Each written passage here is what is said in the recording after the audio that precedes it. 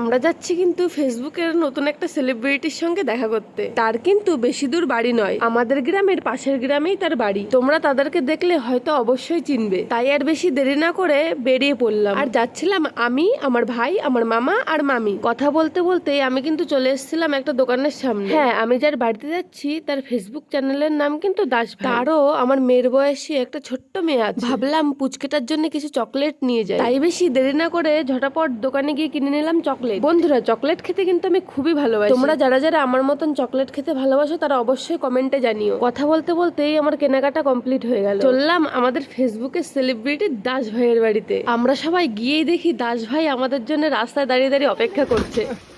আমাকে বুঝি mobile ধরাবার driver মানুষ আমরা, এ তো কই কই দেখি।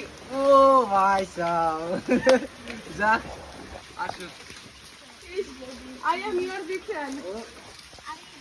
নমস্কার।